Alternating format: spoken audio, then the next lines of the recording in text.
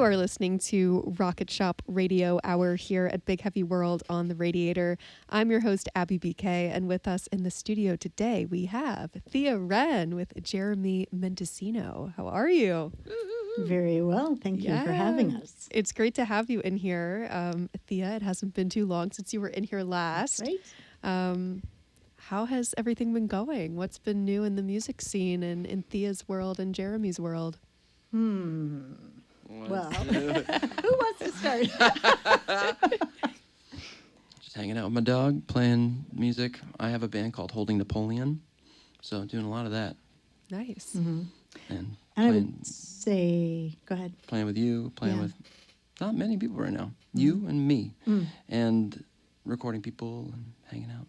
Very cool. It's been really fun to kind of finesse our sound, Jeremy and I. Yeah. Thea Wren has historically played with a full band, and we will again. It's just right now we're kind of going through a new iteration, and people have left to travel the world and all of these things. So Jeremy and I have been honing in on our particular sound, which is really lovely, especially because he's a great gear person. He hauls all my gear and plugs everything in. Especially. Nice. I have my first actually solo gig coming up though, and I'm really going to miss Jeremy. It just came through last night. I'm actually going to be in the lobby at Spruce Peak for Livingston Taylor on the 20th of November. No way. Yeah. That's awesome. It's cool. They do this little local musician showcase for the concert goers before the show. So I love that. But I'm like, what am I going to do? Yeah. Without Jeremy. And gonna have to get a caddy. Troy Millette, who booked me, is like, well, they have the sound person will come out and run sound for you. Nice. Do a sound check anyway. So that's kind of cool. Yeah.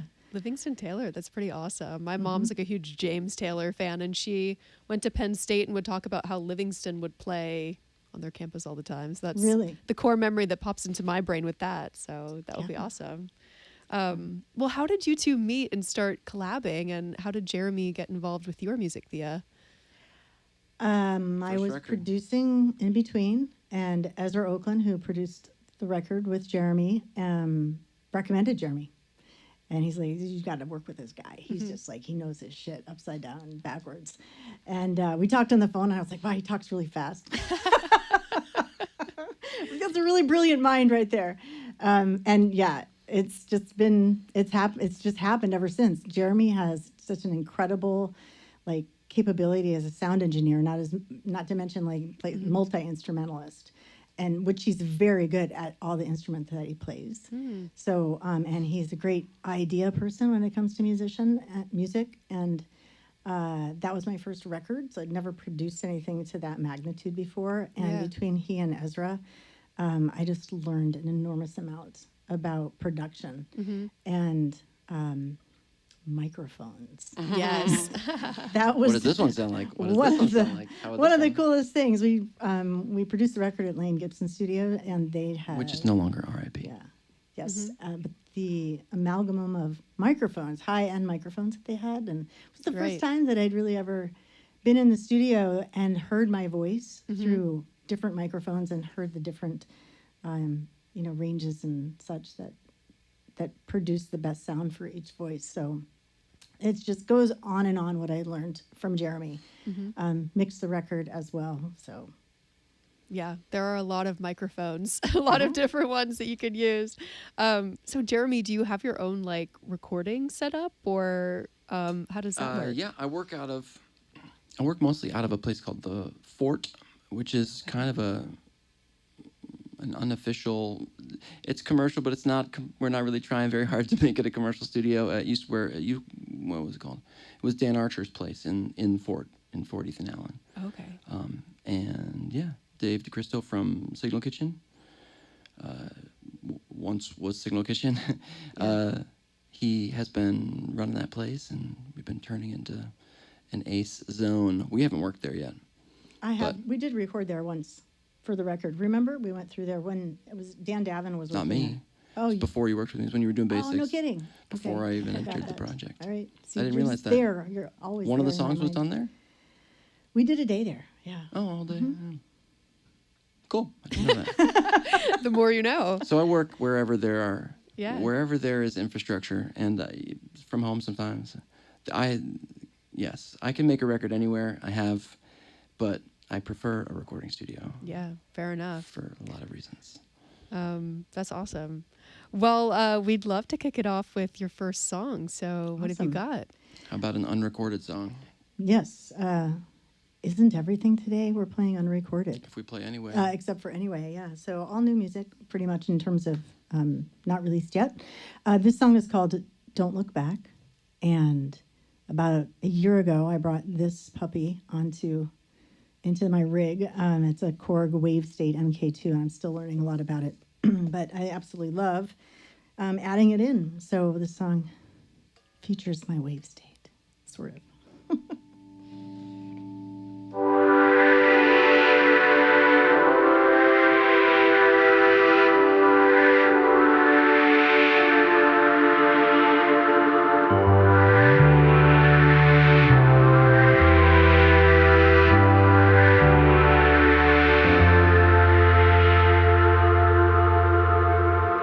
Sing me a story, tell me a lie. Where are you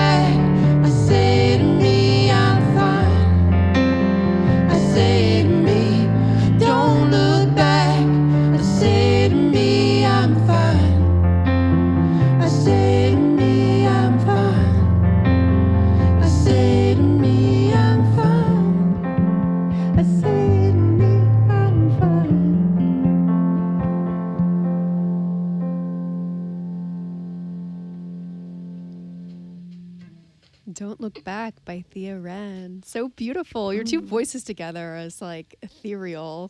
Yeah, So thank you. nice. We'll take it. Yeah, beautiful.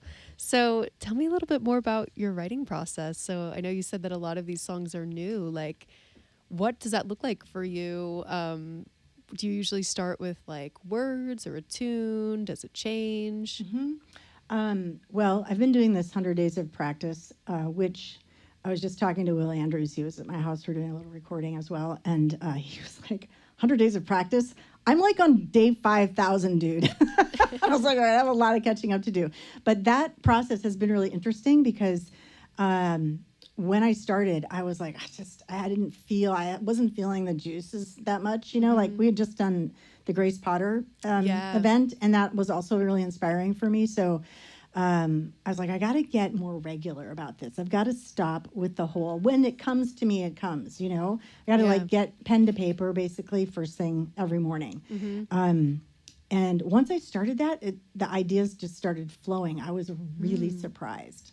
Yeah. I didn't expect that because I've just been somebody who usually goes by intuition, sort of, oh, I feel like something's happening. Sit down at the piano. So that's the same thing, though, that has happened, which is that basically I'll just start noodling around if I don't hear something already in my brain that's been cycling. And as soon as I get the basic chord progression that I like, ultimately a phrase comes down from the never ever places wherever those are. Never ever places. Yeah. I like that we have a name for it now. Yeah, and so so a couple first liners that I've come to realize, don't doubt whatever happens. It doesn't make sense, but it always turns into the right song. My song Tree Standing Still, when I die, I want to fly around the world just one more time, sing my song, and I'll be fine.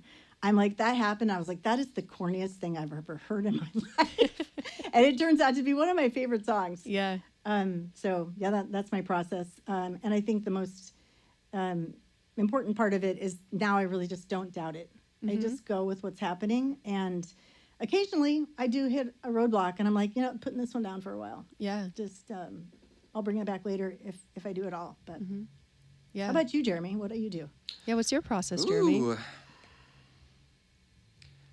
Well, I've been writing songs for like 30 something years, and I have a really long backlog of pieces and parts. So sometimes I'll dive into pieces and parts, or one will pop into my mind, or I'll just pick up a guitar, see what tuning it's in, fuss around, think, I would rather this string be tuned to that for this potential option. It's kind of screw around with tunings. I mean, I usually write with a guitar, so, or a vocal idea will come during a walk or something, and I'll kind of build around that. Yeah. Yeah. It's so interesting how it varies per artist. So when you're doing this like every day, did you say that you're doing it every morning? Like I try to every morning. Occasionally, though, I have to put it off till right before bed. Okay. Which is crazy because then I usually I can't stop. So it's usually about a 2-hour sit down. Okay. Yeah, I was going to ask like how long those periods are for you that you're sitting and writing. So yeah, it's longer than I would have expected. yeah. When I noodled before, I didn't sit that long. Yeah, it's interesting because I know off air you were talking about how one of the songs, your last song you're playing, I guess, tonight, Magpie, came to you stream of consciousness.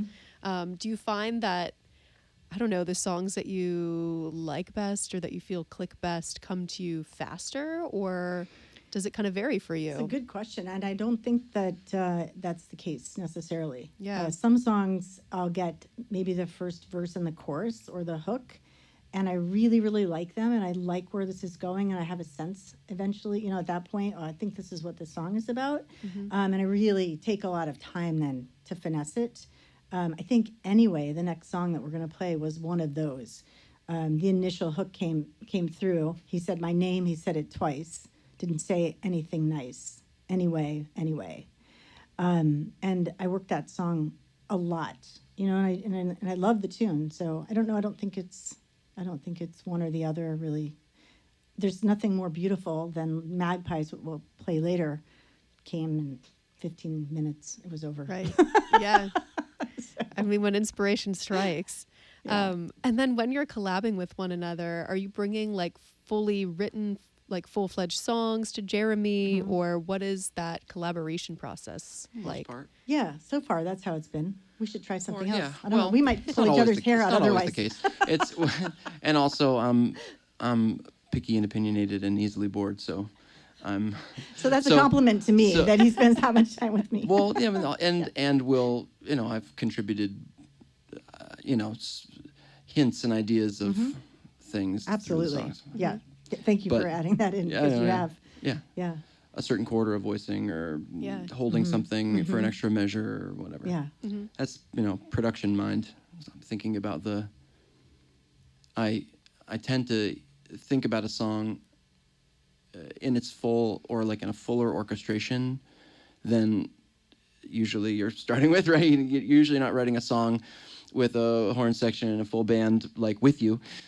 So I'm very good at imagining those things. Yeah, that's definitely a talent. I feel like it can be very hard to know how to fill in the sound. Yeah. So I'm curious, Thea, do you like have a sense of, I don't know, like maybe what the harmonies are, what other like sounds you hear? Do you come to Jeremy with those ideas, or do you kind of like let others, even like your bandmates, I guess, that you had before, like fill in what they were naturally kind of sensing? I would say I have the full song. I always bring the full song in. That's how I've worked, but I don't necessarily, I don't want to adhere to that. I'm actually interested in doing more of a collaboration from the ground up on tunes, just because I haven't done it before. But up until now, I would say basic song, when we're working with the full band, and Ezra's like automatically turns on all these drum ideas. And then Jeremy has come in and, filled in on guitar or bass and other producing ideas. And we've had an amazing fiddle player playing with us. And so generally when there's a solo, I really want to encourage them to take it where they want it to go. Occasionally I'll have like, I really want this to sound like a wailing banshee. Please do that. Yeah.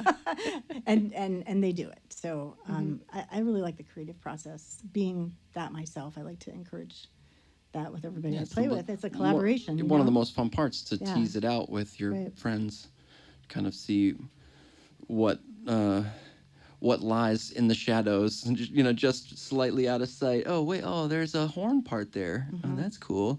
Or if we hold that back for another measure, it really hits. Whatever. One of the things playing with Jeremy is he's a great harmonizer. I mean, yeah, I was calling you ethereal. You are. You sounded great amazing. together. I only hear harmonies after I play a song over and over and over and over again. Then I start hearing those nuances. That's not my natural talent, to be honest. Well, Jeremy, it seems like you've got it down. I bring what I can Yeah. to the table. Nice. Amazing. Well, we'd love to hear your second song. So Okay. why don't you go ahead? Is on the record in between, and it's called Anyway.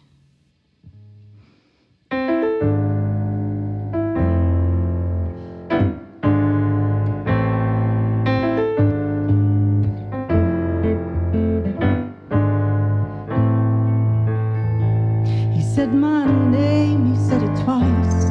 He didn't say anything else nice. Anyway, anyway, anyway,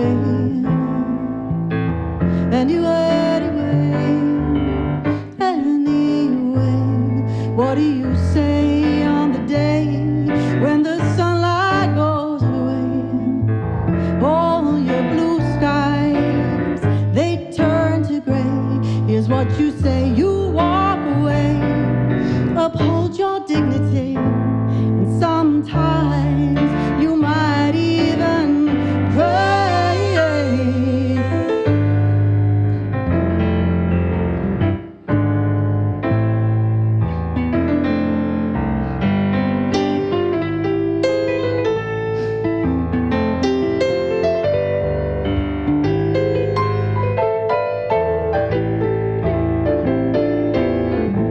He said my name, he said it twice. Didn't say anything else nice. Anyway, anyway,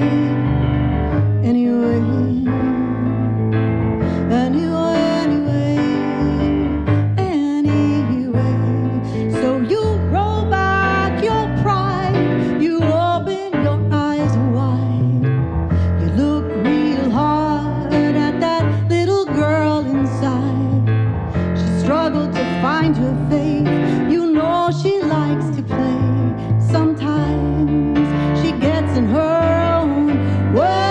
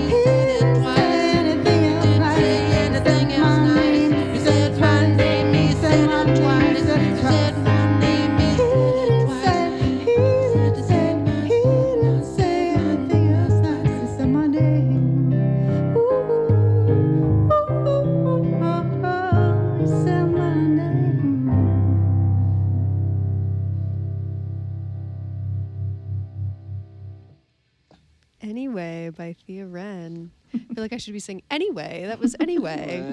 Anyways. Anyways. That one's available to stream later, kids. Yeah. It is. In between. Go to Thea Wren on Spotify or Apple Music or wherever you stream. Yeah, everyone take a listen. So tell us a little bit more. Like, you're writing all these songs. Do you have any plans for releasing them? Like, Yes, tell us. yeah, tell us the Things are in the works. Let's put Yeah. it that way. Yes, things are in the works. Kind of in a couple different layers. So let's leave it at that. Oh, okay. I have Keep things, an actually, eye. things are happening. It's just that can't give you a date at this point. Okay. Hopefully, in the next couple months, there'll be something new out there. Oh, At least nice. one thing. Yeah. Maybe two.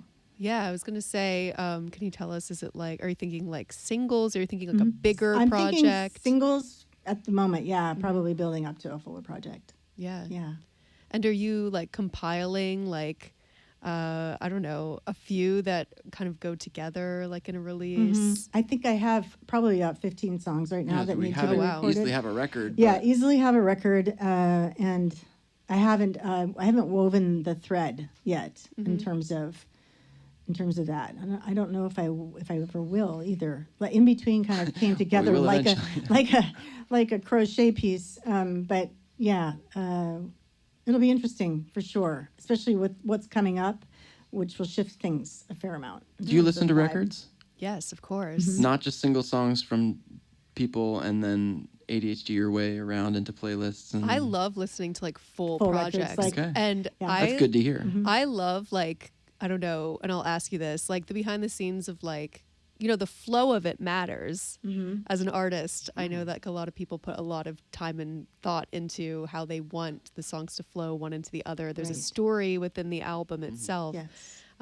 So I'm curious kind of what your thoughts are about that as well. Like, how do you choose songs for a project? Like, how do you know that feels right? And then also like with the order that you put them in, like for your last album, Right. perhaps. Yeah. Yeah. There was a theme there of kind of, there was there's a couple things going on with that last record. So I was a jazz vocalist for 15 years in Minnesota before moving here, and then I continued singing as a jazz vocalist with a lot of amazing players here. I met Ezra, and he's like, "Have you ever thought about doing like 1, 2, 3, 4 on the piano?" And I was like, "Never." And so I got intrigued by the idea of something leaning more rock and roll pop with my music.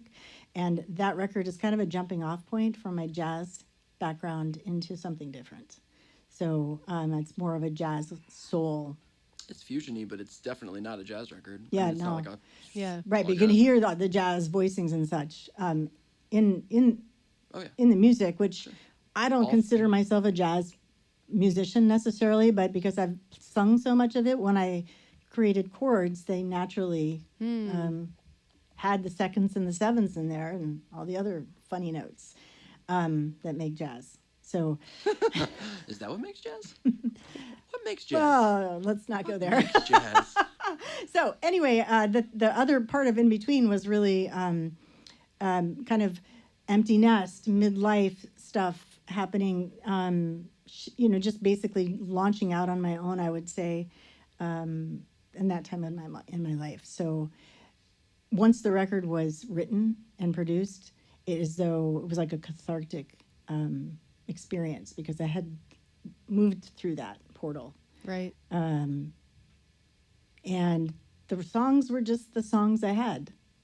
I didn't create, a theme-based record necessarily, but it just so happens that they did go together, and between Jeremy and Ezra, sort of like the flow of the record had a lot to do with their production experience and knowledge, and more than me, for sure. Had there been a song that didn't fit, we would have let you know. Yeah, and we put it together, right, with the various levels of production and musicians on each song that wove it together. Oh yeah, it's cohesive nicely. because it's all the same players, and well, for the most part, all the same players, song to song. And it has an intro and an outro, so you know when it begins and ends. I love that. Yeah. Me too. We never play those tracks really because they're at the beginning we did. Because when we had like a full band. Yeah. Right. But they're repetitive, and it's all about the orchestration and the instrumentation. So, not that there aren't also songs, but they are trancey, and they may fall a little flat if it were just on their own, for sure. Yeah, exactly. Yep. Yeah, Spotify doesn't even put intro. I mean, it's not on Spotify. I don't know why they didn't put it up. What? Yeah, I think that seems. I think it's because it's wrong. Repetitive of outro. It's the same exact chord progression. Not. It's the same. Well, okay. Anywho, not exactly, it's definitely not exactly the same, and it's a song that you paid to have digitally distributed all over the internet. It belongs there. I have no idea what that is. I didn't know that. Yeah. Anyways, Spotify, what are you doing? Anyway, lots of things. Yeah. But it's cool to hear that there's been an evolution to your sound, going from jazz to rock and leaning into some different sounds. Have you found that there's any like kind of new territories that you're interested in? Like I know you're now bringing in like the synths and any thoughts there? Expanding my interest. I would say actually you'll hear the last song, which is the brand new one, Magpie. That is definitely leaning folky.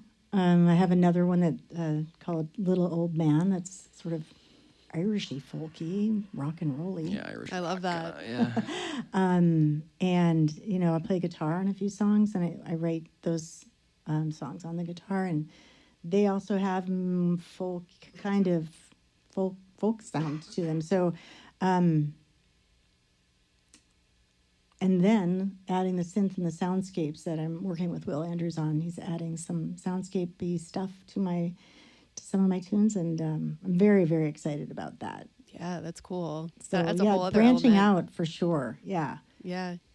Yeah, I love how artists now are more, I feel like they're genre bending more. It's like more accepting, like in today's age, to like not stick to one genre. I was thinking that. Yeah. That it's agreed. Yeah. For me, I like variety. Totally. So it's showing up in my music, yeah. Yeah, and you never know what will inspire you to add something new in. Awesome. Well, why don't we have you play your third song of the evening? Thank you. This one is called Not Done Yet. I have to think about it because we have Don't Look Back and Not Done Yet. And I sometimes get them confused, but I know what I'm playing. And sometimes we play Not Done Yet last, and then we technically are done. Yeah. And so we feel like we're lying. You leave them on a cliffhanger. What's that? You leave them on a cliffhanger, yeah. This song is kind of interesting the way that one came through. Who's going to say goodbye to you? How many friends do you have? How did you live your life? Was it good or bad? And I didn't know what I was writing the song about. Again, I was like, oh, okay. And as it evolves, it becomes this song, like we're not done yet as long as we're still here. Like, what are the choices we're going to make? Who are the people we're going to surround ourselves with? How are we going to be to other people? So I kind of like the way this one unfolded. So here we go. Picture a big, giant band cranking and making you dance. Mm-hmm.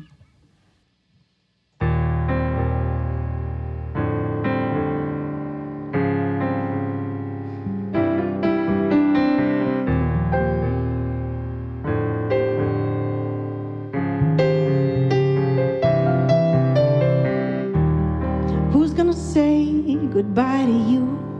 How many friends do you have? How did you live your life? Were you good or bad? Did you let the dog out? Bring the laundry in? Say your prayers at night? How much does it matter anyway when you're saying your final goodbye?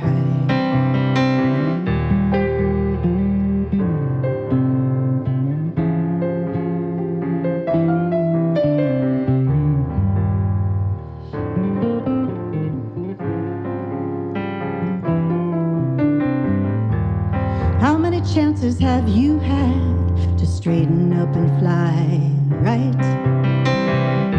Do you throw caution to the wind or plan everything in sight? Do you stand up, take a blind eye, help your friend in need? What are you taking with you now? And is it keeping you free?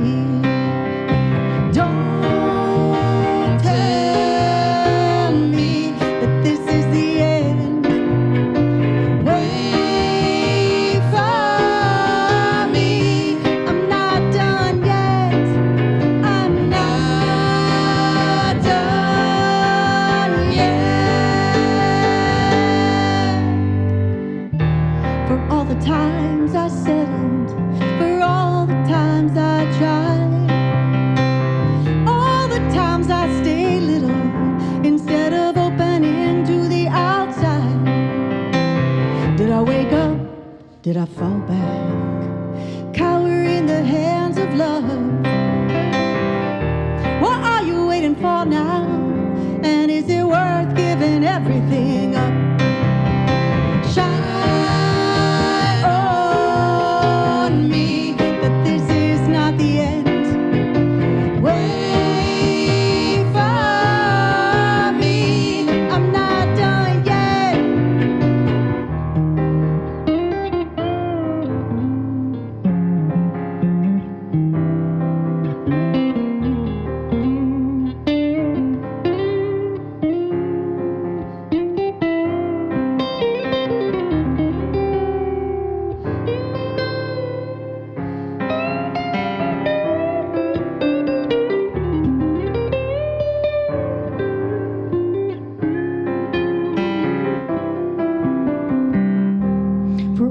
Times I imagined, all the times I cried, all the times I pushed through and found myself on the other side. Did I speak the truth? Did I let go? Swallow up all my pride. I'm not afraid of anything now, except for saying my final goodbye.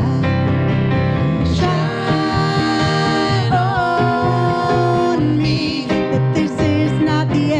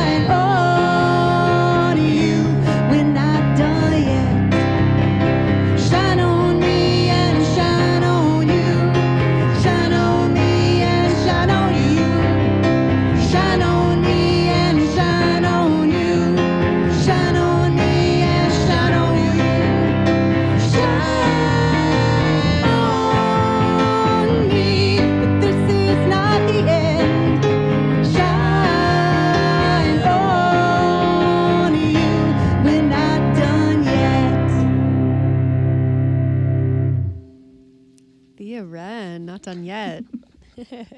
It's This true. time, yeah, you're not done yet. You still have one more. It's true this time. That would be awesome with a full band as well. I can totally hear what you were saying once you had briefed that in the beginning. Totally. Yeah, that's an awesome. So Love fun. that song. Yeah.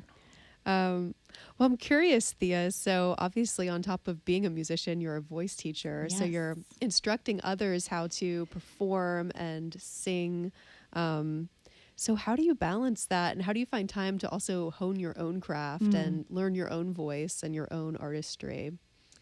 Well, I think that teaching, as in all cases, you learn more when you teach. Yeah. And I've been learning a tremendous amount, and I feel like it's just stretching my voice and my sense of self, because that's really a big part of how I teach. Is it's a kind of an embodied, grounded experience, vocalizing, as opposed to just like, here, learn these notes and these scales and etc. So I really think I'm growing as a human and also as a vocalist, which just in turn then inspires me to actually get out there and sing more myself. Right. Yeah. Yeah. Have you discovered anything new about your voice recently, specifically that you're kind of saying? Great question. Yeah. Okay. Wow, I'm on the spot. Well, I Sorry. actually, It's an I had okay already, question. as you were asking that question, I was already thinking that, I've been using my voice my entire life. I've been singing for many decades, and I've been taking voice lessons starting at age 15. So I think I got in early on how to properly use the voice. So one of the things that I'm very excited about is that even though I'm getting older, as we all are, I think my voice is actually getting stronger. It tends to be something that if it's not used like any kind of muscle or process, it will weaken. I feel that my background and the studying that I've done and exercises that I've done for my voice has actually benefited me. I also have a pretty healthy lifestyle, so I think that's also a big part. I don't know what it is, but that's just something I've discovered or been happy about, I should say. Right. And as I dive into all the various ways to exercise the voice from an embodied place, I'm definitely learning more about what capacities I have and how I can expand those. It's great. Yeah. It's a total win-win as far as I can tell from my students and myself. I love that. It's a lovely thing. Yeah. Any thoughts on your end about voice or vocals, Jeremy? You're the harmonizing king over here, so. He has an amazing voice if you heard him on his own. Whew. You keep saying things that are also names of your songs, which I think is funny. What was that? On your own. Oh. on my own is yes. one of her songs. Anyway, I don't know. I've been singing since I was born, so it's a very natural thing for me. I 100% resonate with the if you don't use it, you lose it, and the virtuous cycle of getting yourself in a process. Also, the 100 days of 100 days of practice. It's brilliant. I think everyone should do that. Like Will was saying, it's my 5,000th day, and he does live that way and is a dad and is in full-time 4 teacher. bands and a teacher. Yeah. Exactly. No excuses, Talk people. about virtuous cycles. Something is driving that train.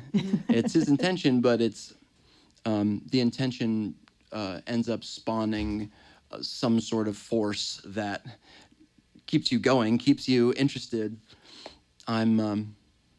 I'm very good at binge watching like Mad Men, and I have to make sure that I remember because I'm my own manager. We're our own managers. Right. We're most artists are their own managers. So to remember, it's very inspirational to remember that if you just make space and devote yourself, and not crack the whip, but just remind yourself that it feels great. It yields cool results, and it means you don't lose it. You're using it, and it develops and grows, and it's very sustaining. I have had to crack the whip a couple of times. Yeah. Handful of times since I started, which was in early September, I think is when I started my 100 days. They're over in December 19th or 20th, so whatever that is.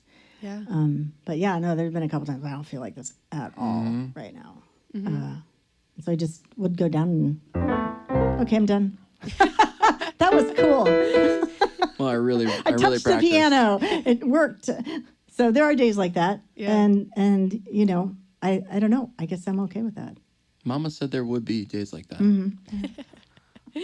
Yeah, no, it's the motivation that, is hard to find sometimes, but For sure. yeah, that's awesome. In a world where we make so much money and get so much, credit for the brilliant work we do, it's hard to, it's like Clearly not part of me doing it. feels like I'm forcing, like there's the part of you that says, you're just forcing this idea of what you are and what you could be on the world instead of just being in the world. But if you're in that practice and you if you're gardening and you're gardening every day, you're not going to forget. It's part of your schedule.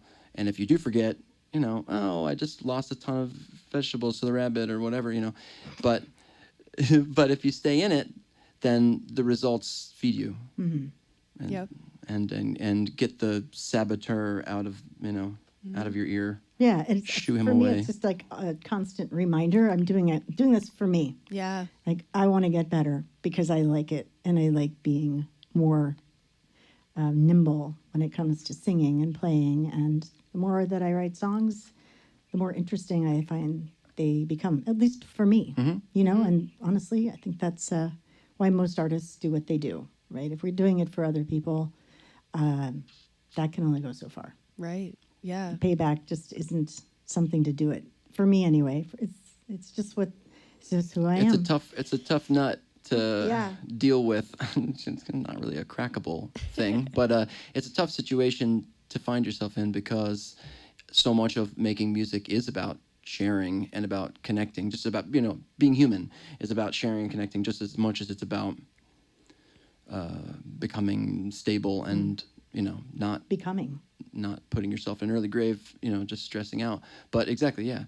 So you do it for yourself, but it's in the context of wanting to share and be part of a community, and it only makes you better and more effective as a member of society if you are balanced and your life is sustainable and you're not asking too much of yourself and you're giving yourself time to breathe and develop your creativity. And it's just like totally unsustainable if I don't carve it out.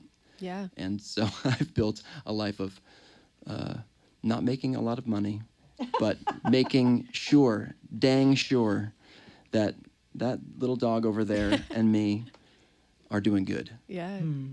I think the work sustains you on every level, creative and as a member of your community. Yeah. No, I loved your garden metaphor as well because you're so right. It feeds you as well. Like, I think that went right perfectly into your point, whether or not you meant to use that metaphor or not. Right. I think it was perfectly stated. And what you leave on the table is used. The rabbits will get it, the birds will get it, but you could have processed it and put it in the freezer and used it later, Totally. Now we're all in the metaphors. Now I want to write a song about this. This That's next why one, we had that conversation about the squash the other night. 4 and 20 magpies baked in a pie. It's like the perfect segue. Well, before we get into your last song, I just want to give you the chance to let us know where we can follow you, support you best. I know you mentioned the one gig you have coming up, but if you have any others and all that good stuff. Hopefully coming up in the works, but the upcoming one is November 20th at Spruce Peak. I'll be in the lobby playing for the early concert goers who are going to see Livingston Taylor. I think I'll be playing from 7 to 7:45. They have a little area set up for local musicians, and I'm it that night. So looking forward to that. Jeremy and I got a few gigs that I'm waiting to hear back from for us coming through, and those you can find either on Instagram, Thea Wren, so it's TheaWren.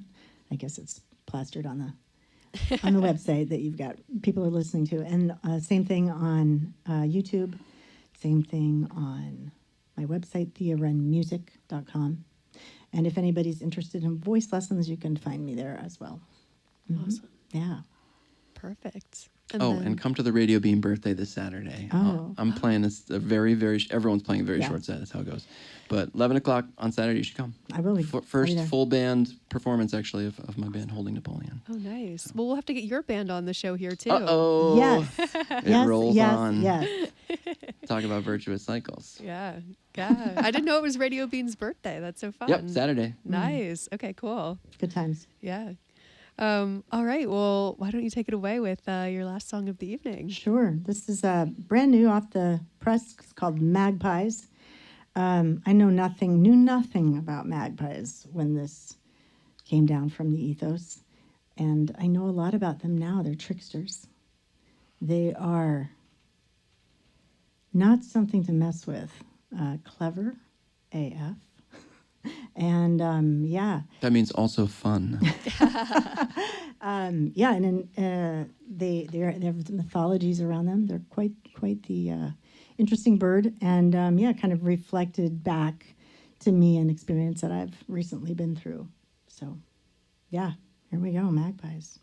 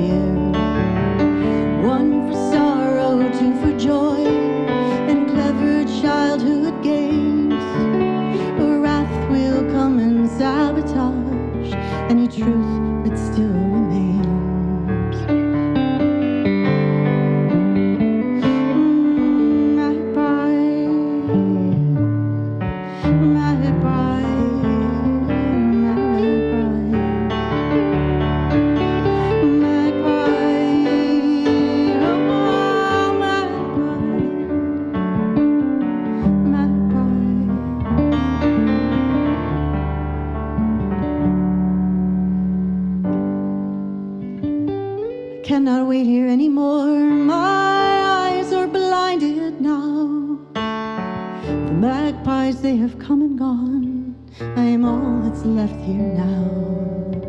I feel your body next to mine. I hear your sleeping breath. There is no more to rectify the shadows that are left.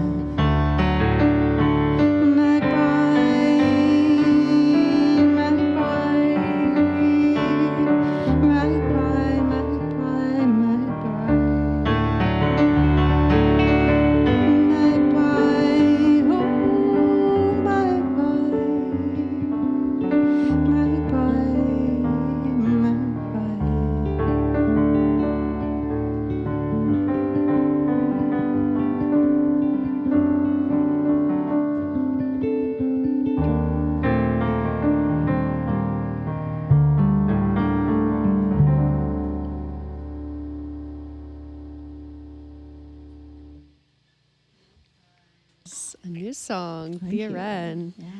Yeah.